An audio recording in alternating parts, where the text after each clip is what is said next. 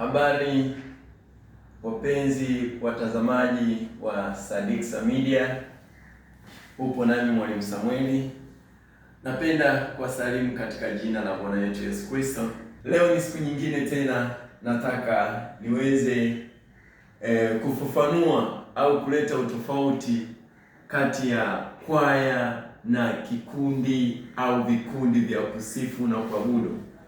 Kumekuwa na mkanganyiko mkubwa watu kuweza kutofautisha aina hizi mbili za hivi vikundi ambavyo vikundi vya uimbaji, na wengine wamejikuta wakisema mimi ni mwana praise, mimi siimbi praise, mimi naimba kwaya. Mimi siimbi kwaya, mimi naimba praise.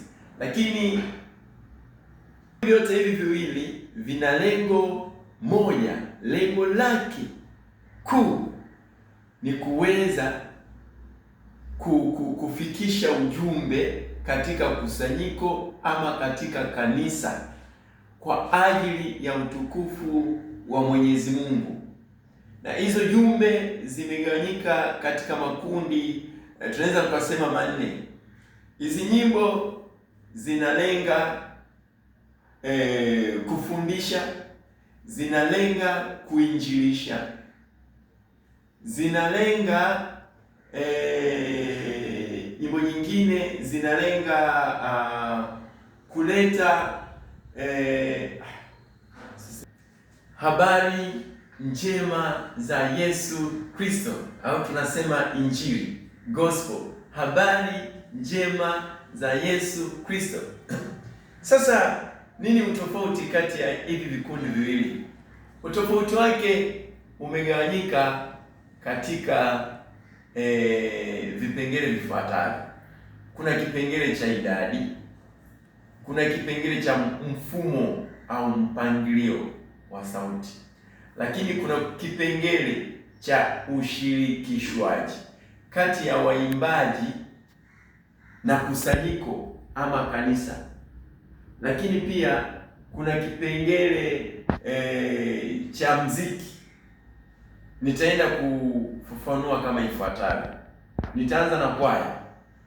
Kwaya mara nyingi au kwa kawaida inatakiwa iwe na kikundi kuanzia watu 10 na kuendelea, ambapo hapa watu 10 katika uimbaji wao umepangiliwa. Kuna mpangilio wa sauti, kuna mfumo unaitwa SATB, yani SATB, yani SATB, ambapo kirefu chake, ili neno limebi abbreviated, yani limefupishwa. Kirefu chake ni soprano, alto, tenor na bass. Maana yake ni sauti ya kwanza, sauti ya pili, sauti ya tatu na sauti ya nne. Kwa hiyo huo ndo mfumo unaotumiwa mara nyingi. Lakini pia kwaya mara nyingi sana hulenga kuimba wimbo maalum katika kanisa. Lakini pia katika uimbaji wa kwaya, mara nyingi kwaya inakuwa na nyimbo ambazo zinaweza zikawa zimerekodiwa ama hazijarekodiwa. Wanaweza wakatumia nyimbo ambazo ni recorded tayari, ama wakatumia vyombo vya muziki pale pale. Lakini kwaya yenyewe katika kipengele cha ushirikishaji kati ya fanani na hadhira, au kati ya waimbaji na kusanyiko ama kanisa, mara nyingi kwaya, kanisa linaweza likashiriki aidha katika kupiga makofi au kushangilia. Lakini kanisa au kusanyiko linaweza likaimba endapo tu wimbo unafahamika. Lakini kama wimbo haufahamiki, kanisa sio lazima au sio muhimu sana kushiriki, zaidi ya kuketi na kusikiliza ule ujumbe ambao unafikishwa na kwaya. Lakini pia kuna kipengele cha maandalizi, mazoezi. Mara nyingi kwaya inakuwa na mazoezi ambayo ni kila mmoja lazima ahudhurie, kwa sababu hizi nyimbo wimbo unaweza ukawa ni mpya kabisa, mgeni kabisa, haujawahi kusikika mahali popote, lakini kwa sababu tu pia ya kupangilia hizi sauti ili kuleta harmony nzuri. Naposema harmony, namaanisha ni pale sauti zaidi ya moja zinaposikika kwa pamoja. Lakini harmony haiko tu katika muktadha huo. Harmony pia iko katika muktadha kwamba kuna ile main voice lakini inafanyiwa vikolezo au inafanyiwa nakshi.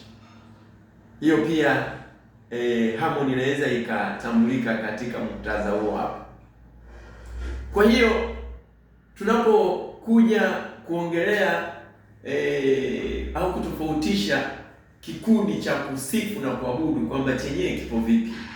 Kikundi cha kusifu na kuabudu kwanza chenyewe kinaweza kikawa na watu aidha wawili au wachache. Hao wanayo nafasi ya kuweza kuongoza. Kwanza hiki kikundi kinaliongoza kusanyiko lote kwa pamoja. Ndio maana tunasema kikundi kinachoongoza kusifu na kuabudu, yaani kinacholiongoza kusanyiko ama kanisa kusifu na kuabudu kwa pamoja. Kwa hiyo hiki kikundi kinaweza ikawa na watu watano, kinaweza ikawa na watu watatu, kinaweza ikawa na watu sita, au kinaweza ikawa na watu wengi pia, lakini kinalishirikisha kusanyiko ama kanisa kwa pamoja. Na mara nyingi hizi nyimbo zinakuwa ni nyimbo rahisi, nyimbo za kusifu na kuabudu zinakuwa ni nyimbo nyepesi, na mara nyingi zinakuwa zinajirudia.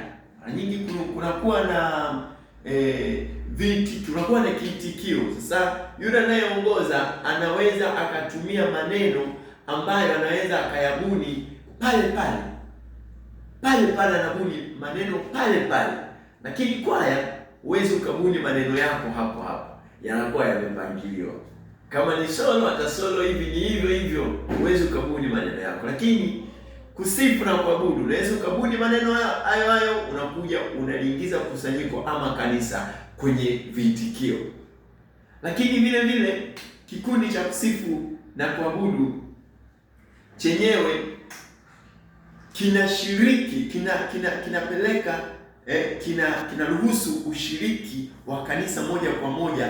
Kusanyiko ama kanisa linaimba, wote wanaimba, na lengo kuu la kikundi cha kusifu na kuabudu ni kuliongoza kanisa ama kusanyiko, kulipeleka katika uwepo wa Mungu, katika utukufu wa Mungu, katika kushuka, kwa maana imeandikwa kwamba Mungu uketi katika sifa.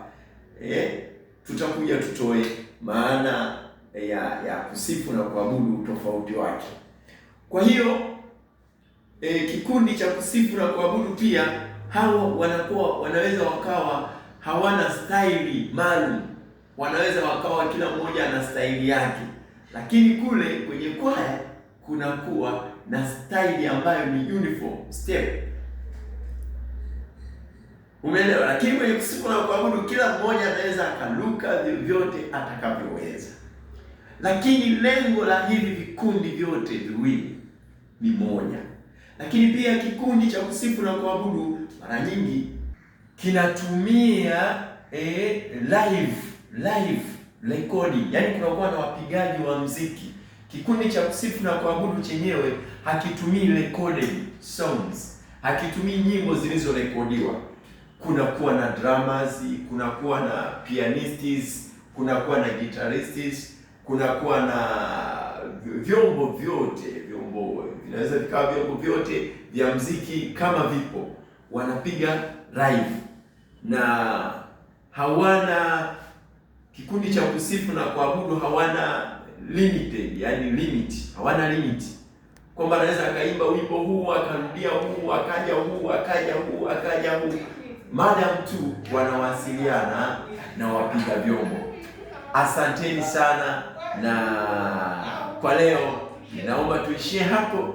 Wakati mwingine tena, karibu tuweze kujifunza tofauti za hivi vikundi na tofauti nyingi na kuhusu darasa la muziki kwa pamoja. Ulikuwa nami Mwalimu Samueli ndani ya Sadixa Media Studios. Ni CEO au mkurugenzi mkuu wa kampuni hii ya Sadixa Media Studios. Karibuni sana. Usisahau kutufuatilia katika mitandao yetu ya kijamii. YouTube tunatambulika kwa Sadixa Media, TikTok Sadixa Media ST, lakini Facebook tunatambulika kwa jina la Sadixa Mayunga, na hata Instagram tunatambulika kwa jina la Sadixa